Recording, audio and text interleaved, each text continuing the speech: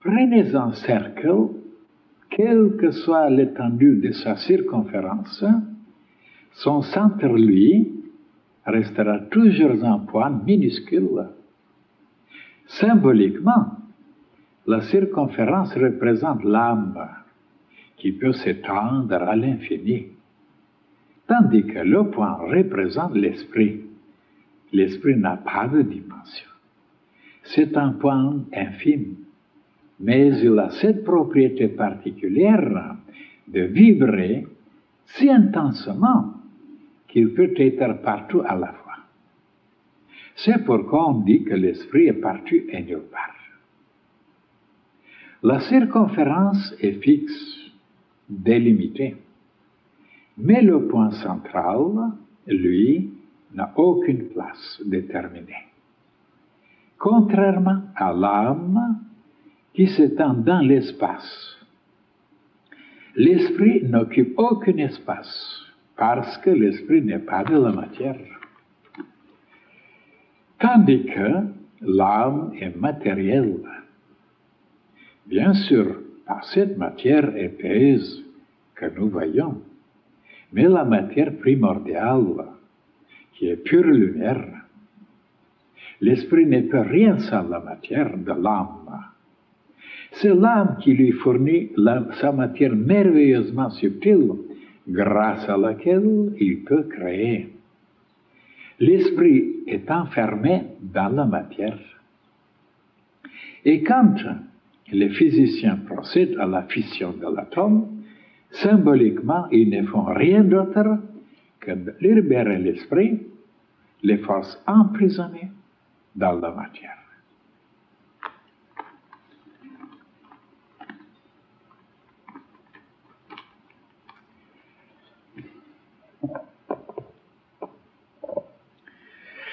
Voilà une page, mes chers frères et sœurs, à ne rien comprendre. Tellement elle est abstraite, transcendantale. Ceux qui viennent pour la première fois, ils diront, mais alors, qu'est-ce qui c'est ce charabia? Et ceux qui sont déjà depuis longtemps dans la fraternité blanche universelle, ils sont habitués maintenant avec le langage symbolique. Parce que comme je vous ai expliqué déjà dans le passé, tout dans la nature est symbolique. Tout.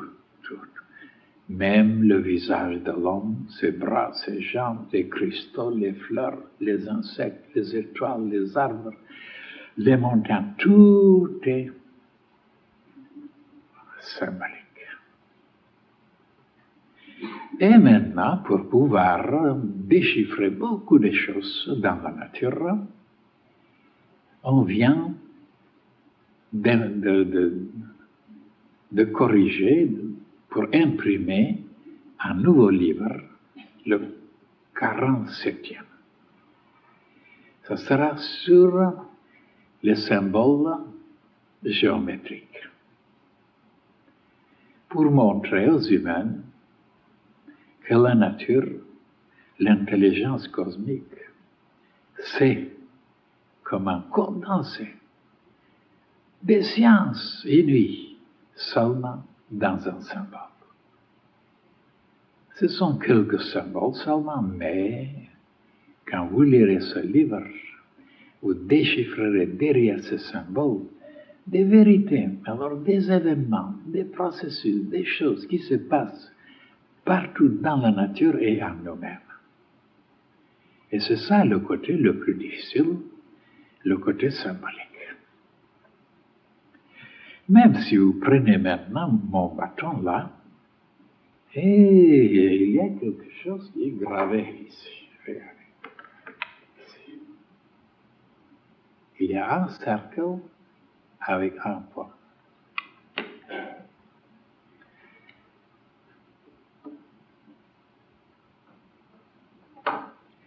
Ceux qui ne sont pas accoutumés, habitués à travailler avec les symboles géométriques, ils trouveront que c'est rien du tout. Rien du tout. Et voilà que si je m'arrête un tout petit peu, vous expliquer, vous serez étonné. Comment ça se fait que la nature humaine, n'est-ce pas, tout entière, ou l'intelligence cosmique si vous voulez, a créé les deux principes. Il y a deux principes essentiels. Là aussi, j'ai parlé beaucoup, longtemps. Et que si on ne connaît pas ces deux principes, on ne pourra rien déchiffrer dans la vie et rien résoudre. Les problèmes seront insolubles parce que on sera toujours sur la surface, à la périphérie, et on ne comprendra jamais la profondeur, comment l'intelligence cosmique a créé les choses. Pourquoi il est dit dans la Bible qu'au commencement, Dieu a créé le ciel et la terre. Voilà les deux principes.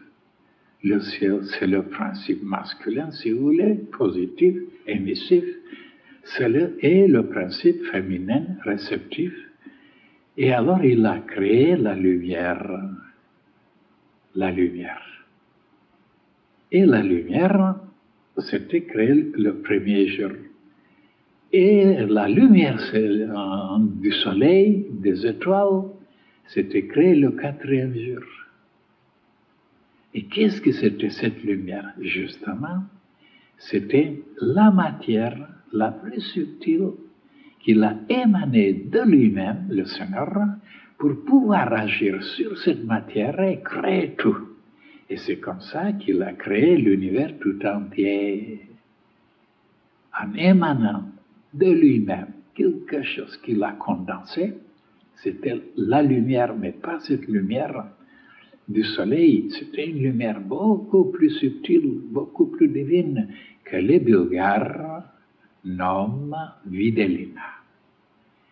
Tandis que la lumière du soleil, ils l'appellent Svetlina. Vidélina, c'est quelque chose qui nous fait voir les choses. Et c'est comme ça que les Védas proviennent du mot Veda, Vidélina, Vida, que je vois, Vijdan.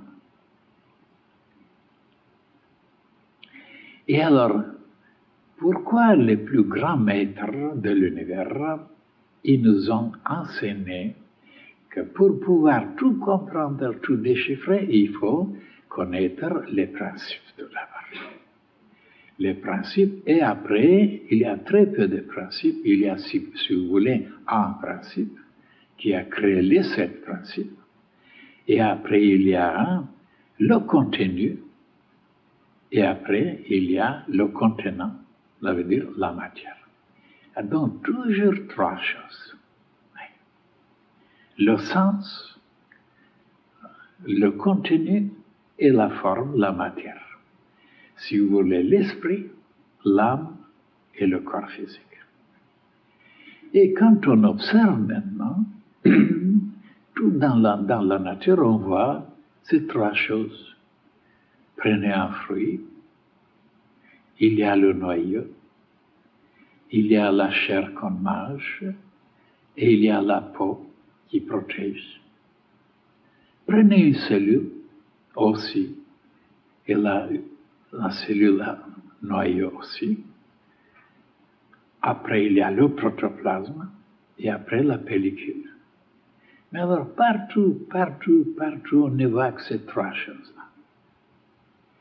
Et même, je vous ai parlé que ces 3 choses existaient partout, seulement les humains ne les voyaient pas. Que même dans la chimie, dans la physique, dans la biologie, partout, dans l'astronomie, partout il y avait 3 choses. Donc il y a toujours un noyau, un point, et une circonférence. Et entre la circonférence et le noyau, le point, il y a le protoplasme, ça veut dire la vie qui circule. Alors, pour m'arrêter maintenant, prenez maintenant, même dans la chimie, il y a les acides. Il y a les bases, et tous les deux ensemble ils produisent le sel. Prenez le Père, prenez la Mère, voilà le Fils. Prenez le Seigneur, le Dieu, et le Christ et le Saint-Esprit. Brahma, Vishnu, Shiva. Donc, prenez maintenant les trois couleurs aussi. Le rouge, le jaune et le bleu. Prenez l'électricité, le magnétisme et le mouvement. Prenez la lumière, la chaleur et la vie du soleil. Mais alors, partout, vous ne trouverez que trois choses. Voilà.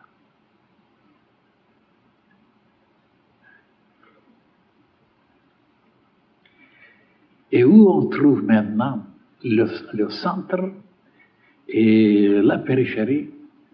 La même chose, astronomiquement, c'est le soleil qui est au centre. C'est le point. Il est le plus lumineux, il est le plus puissant, il est le plus élevé, il est le plus céleste. Et après, les planètes qui sont là, et le protoplasme, et ils ont une limite dans leur mouvement. Ça veut dire, si vous voulez prendre le zodiaque comme circonférence, tout est comme ça, c'est formidable. Et de prendre maintenant l'esprit et l'âme et le corps, ça correspond.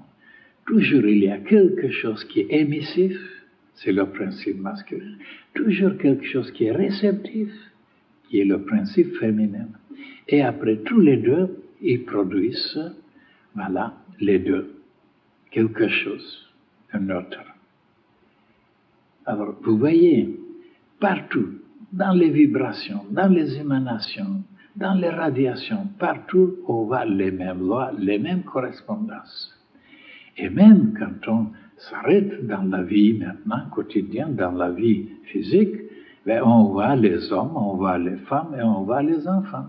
Donc, il représente, il exprime tout ce qui est dans le ciel. C'est concrétisé. Alors, si on peut savoir, si on peut tirer des conclusions, si on peut en déchiffrer, interpréter tout ce qui se passe sur la Terre ici, on connaîtra tout ce qui se passe dans les régions célestes, dans les régions subtiles.